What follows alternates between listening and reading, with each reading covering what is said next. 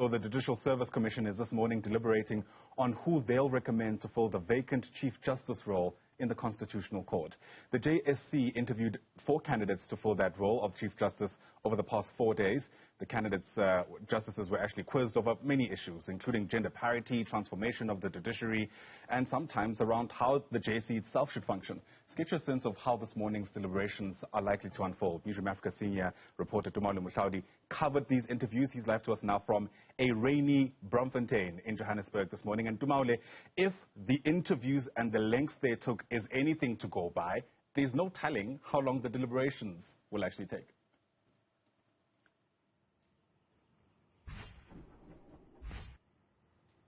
Absolutely, Ayanda, and I think there are a lot of issues that need to be considered following those lengthy interviews for the position of Chief Justice of the Apex Court of South Africa. And we are here at the Constitutional Court because simply this will be the venue where the Chief Justice of the nation will have to then lead the Apex Court of the country. And in terms of the deliberations, the candidates themselves certainly gave a good account of why they should be chosen and what they will bring to the table if they are selected for the honor of being the Chief Justice of South Africa. And the caliber of candidacy was also very, very impressive. And I managed to basically go to the JSC's forum where they held their deliberations, or rather the interviews for the Chief Justice position over the last few days of this week. And they told me that they are expecting that at least around noon or so, this is the time that they will then call a press conference to announce to the nation what next, because once they have given or selected a name for the position of Chief Justice, that particular name will then have to be given, or recommendations will then be given to the President of the country, President Cyril Ramaphosa.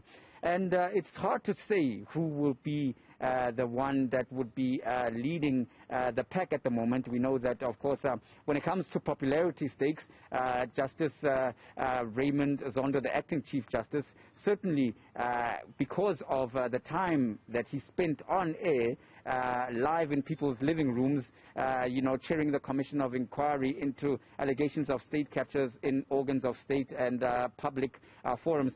He certainly would be leading the stakes there. It's something that he was aware of and something that he spoke about quite candidly during his interview process. But then we know that, of course, the other justices, Justice Matlanga, as well as Justice Dustin Mlambo, just to name a few, were also giving themselves something of an opportunity to state their case as to why they should be, selected to be the Chief Justice of South Africa. And they put their legal as well as their political and social analysis, but they were given a tough time. All the justices and the female justice as well, who was before the commission, was very firm to say that she's not there because she's a woman. She is a woman who's there because she deserves to be there. So certainly when you look at transformation, this will be something that is high up on the judiciary's mind in terms of the Judicial Services Commission. It's a question that has been dominating the interviews because the candidates have been asked what they have done and what they plan to do to ensure that there's transformation in terms of gender parity in that particular judiciary. So we will be watching closely and we'll be keeping an eye on those particular deliberations. When they are done, we were expected to be briefed as the media, and we'll bring that to you here on Newzroom Afrika.